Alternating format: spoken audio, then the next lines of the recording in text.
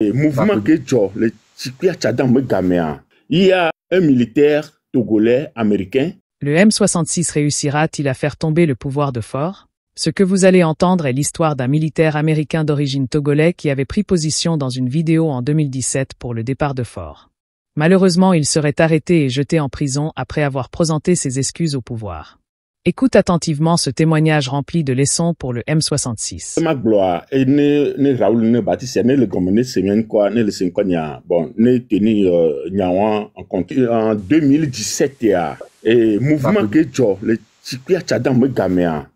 Il y a un militaire togolais américain et vidéo de shot si 1 minute nene be wala de for sojo for do la jo vidéo que be 1 minute ya ejila gbova hwe ne le toje no se nkonyera ejila gbova hwe aba cérémonie de et c'est obligatoire et dans ma famille on veut de coucou le gouvernement be vidéo que wa be mignon be magba vidéo ako ameke les gars mité enregistrer vidéo mité enregistrer no fa live fa problème lo ne ya gbova ne gbova de il y avait une cérémonie de gouvernement be o be problème le be nyawa yo gblevo yo soké ne te gbova fa mon frère de kadjon hade nyawanti be de gouvernement soké uni soké e be gbova o se sodo fiazikidi.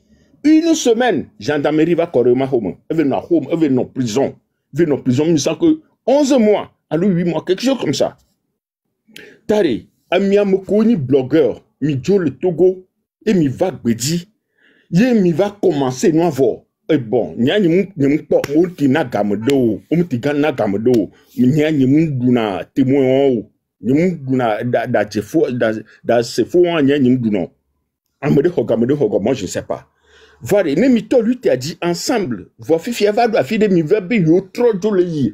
Et nous en gouvernement dit, yo a trop donji, ne kusube ne yo va ya huya, ne wa pas mon on a yo et mi a nuit parce que moi on so que non. Ne mi yanwa, mi tok bova mi en position dit, ne mi be yo zwa mi ovo. Il va doit filer mi pas mi va pas ben yo a trop le yo to go yo mo. Ne lutte yo a ben lutte yo a ban lutte a trop pedo pouvoir entier à moi me demo na nwina aussi a me demo na nwina o exemple de cas monsieur na miwa monsieur akakpo exemple de cas et monsieur na miwa be que be de coucou et me famille va y gouvernement go de coucou que be va prison be va foro ba bien me kono li gombe ne yo wevo no yo gbele wo no le de kuku no po ne yo va ilomo yo avec 0 aéroport mon frère mi akpo mi recule prison pas me onya ne mi nya gwa meton mi nya me amene e mi former équipéré e jebe mu do la no dunami e jebe bobo nyinyi do la nani parce que ne kofi punpoa ko jo ne se ne comment punpoa ko si ne se gomene voir kosi la nani be ye toke bon ye pe am siam do la o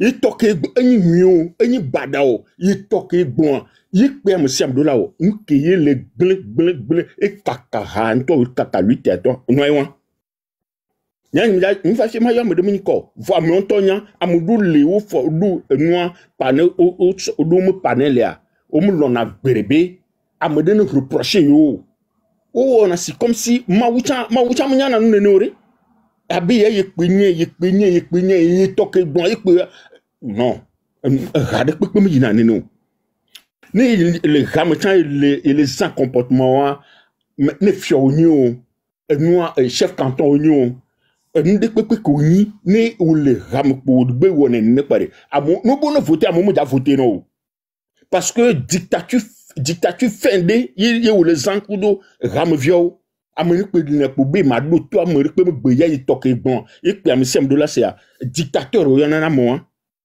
et mu plan na hare pepe yin encore amodu bonne idée wa te wo be de mi zon que mi do awandi vo wa o be toke do yi po la o ça ne peut pas marcher, ça ne peut pas marcher comme ça ne vi fende ne pompoa mga ko ne si na mga ko pompoa vi fende si non pompoa nsu pompoa non ne si ne nege o te klo na hawan o ma no ham kwa be ya itoke do ipo a ye mo gbodu mo kwa mo se ma no na mo de ba va yin kono a pu sabana me non miapata milo lutibe nwana nyon amo ne mia vieux ko banade no avo Olympio o wa be ne etogo vieux no bavo va ake jogbo va pomia yimi a heme mystique kava dasinegbe leke mila odu kaka to la heme ya yiwan ye voit ekbe glune me de attaquer novia mais c'est quelque chose de spirituel. Chacune des alliances contre le régime au Togo s'est effondrée sous le poids des rivalités de leadership,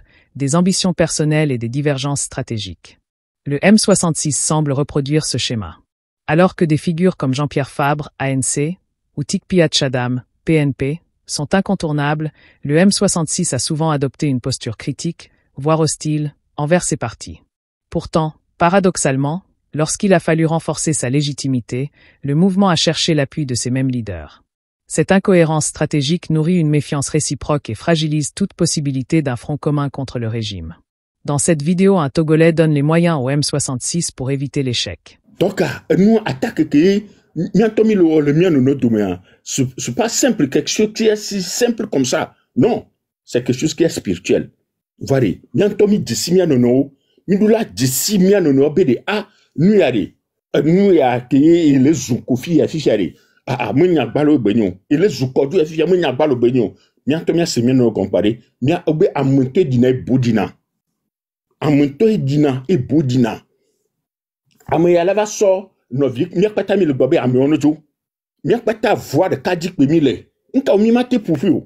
Si chari ne mi pupu chande. Nka ti mia baju vana attaquer bien no le réseau diro. Ah comme ya dari, ameya le kia munyon. Non, mes frères. L'histoire récente et la réalité du terrain posent une question incontournable. Le M66 peut-il réussir là où tant d'autres mouvements et coalitions ont échoué? Une analyse lucide des rapports de force montre que la lutte du M66, malgré sa légitimité et son énergie, risque fort de se heurter aux mêmes obstacles structurels qui paralysent l'opposition togolaise depuis plus de 30 ans. Le Togo traverse une période politique décisive. Depuis l'annonce de la Ve République, largement perçue comme une manœuvre pour prolonger indéfiniment le règne de Faure Gnassingbé, la colère populaire s'est intensifiée. Dans ce contexte est né le mouvement du 6 juin, M66, présenté par ses initiateurs comme une force citoyenne déterminée à mettre fin à la gouvernance actuelle. Un régime enraciné depuis plus d'un demi-siècle. Depuis 1967, le pouvoir togolais est dominé par la famille Gnassingbé. Gnassingbé Eyadema a dirigé le pays pendant 38 ans d'une main de fer. Depuis 2005, son fils, Faure Gnassingbé, maintient la continuité avec une gouvernance marquée par la centralisation du pouvoir et la répression des contestations. En plus du contrôle absolu de l'armée, des forces de sécurité et de l'administration, le régime s'appuie sur un appareil judiciaire politisé, des réseaux d'affaires liés au pouvoir, une stratégie de cooptation et de corruption des élites. Dans ce contexte, un mouvement comme le M66, même populaire, se retrouve face à une machine d'État redoutable, difficile à faire plier uniquement par des mobilisations de rue. La division chronique de l'opposition togolaise. Le plus grand handicap de l'opposition togolaise reste son incapacité à construire une unité durable. L'histoire des luttes citoyennes est jalonnée de coalitions avortées. CAP 2015, la CST, la C14, etc. Chacune de ces alliances s'est effondrée sous le poids des rivalités de leadership, des ambitions personnelles et des divergences stratégiques. Le M66 semble reproduire ce schéma. Alors que des figures comme Jean-Pierre Fabre, ANC, ou Tikpiat Chadam, PNP, sont incontournables, le M66 a souvent adopté une posture critique, voire hostile, envers ses partis. Pourtant, paradoxalement, lorsqu'il a fallu renforcer sa légitimité, le mouvement a cherché l'appui de ces mêmes leaders. Cette incohérence stratégique nourrit une méfiance réciproque et fragilise toute possibilité d'un front commun contre le régime. 3. Le spectre des mouvements passés, un cycle d'échecs. L'histoire récente du Togo regorge d'exemples qui devraient servir de leçon. En 2017, le PNP de Tikpiat Chadam a déclenché une mobilisation historique, avec des foules immenses dans tout le pays. Mais la répression brutale, l'exil de son leader et les divisions internes ont rapidement mis fin à l'élan. En 2019 à 2020, la dynamique Monseigneur Kpodzro, DMK, s'est imposée comme une alternative sérieuse, portée par Agbeyome Kodjo. Mais là encore, la répression, l'exil forcé de son candidat et les querelles internes ont tué l'élan. Le M66, en s'inscrivant dans cette continuité, risque de suivre la même trajectoire si ses dirigeants ne parviennent pas à éviter ces pièges. Absence de plan clair, surenchère médiatique, rivalité de leadership et incapacité à résister à la répression. Une stratégie politique encore floue. La force d'un mouvement contestataire ne réside pas uniquement dans la rue.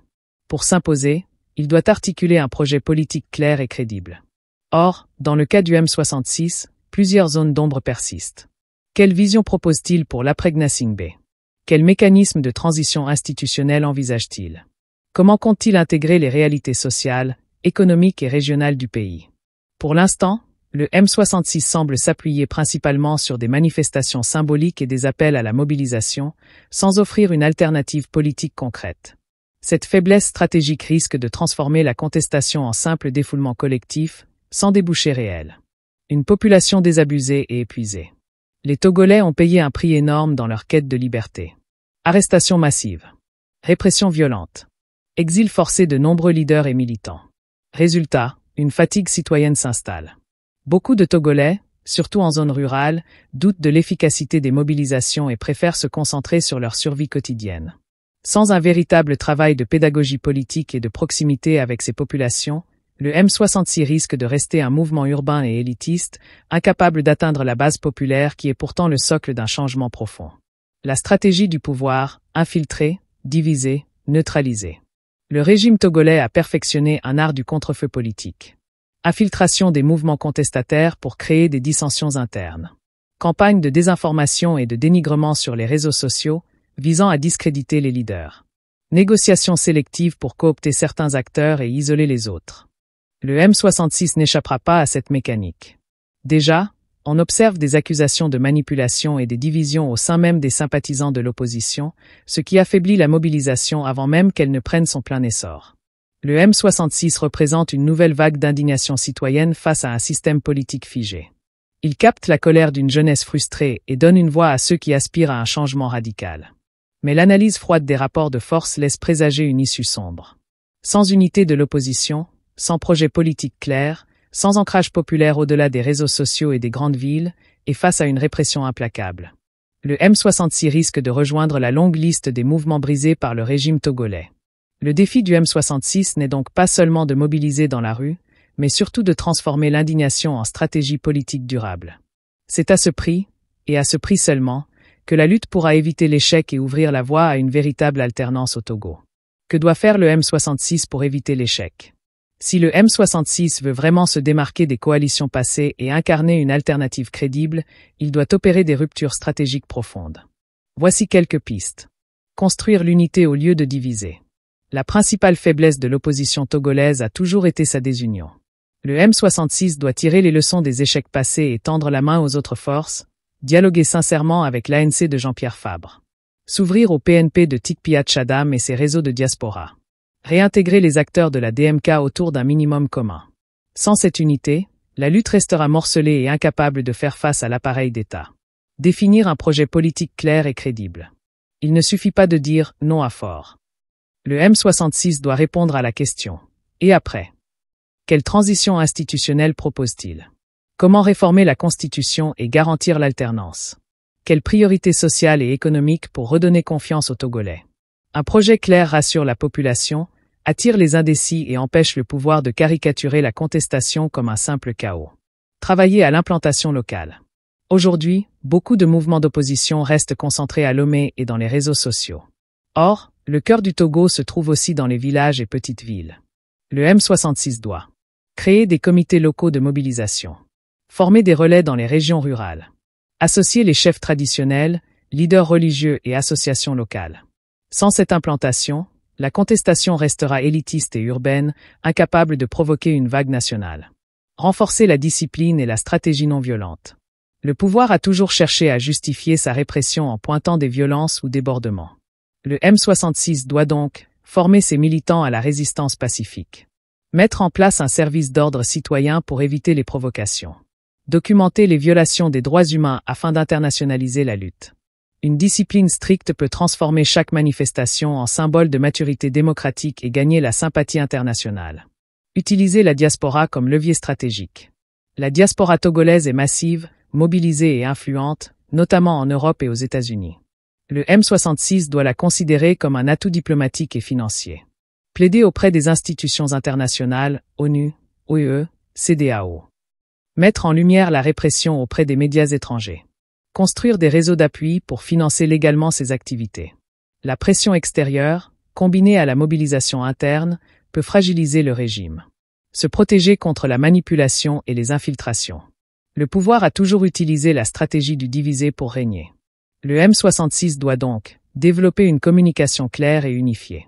Éviter les querelles publiques sur les réseaux sociaux. Mettre en place des mécanismes de transparence dans la gestion interne pour éviter les suspicions. La crédibilité est l'arme la plus puissante contre la manipulation. Le M66, comme d'autres mouvements avant lui, risque l'échec s'il persiste dans les divisions, l'improvisation et l'absence de vision. Mais il a aussi une opportunité historique, celle d'incarner une nouvelle génération de lutte, capable d'apprendre des erreurs passées. En construisant l'unité. En définissant un projet clair. En s'implantant réellement sur tout le territoire. En mobilisant la diaspora et en gardant la discipline non violente. Le M66 peut alors transformer une contestation fragile en un mouvement populaire durable, capable de changer le cours de l'histoire politique du Togo.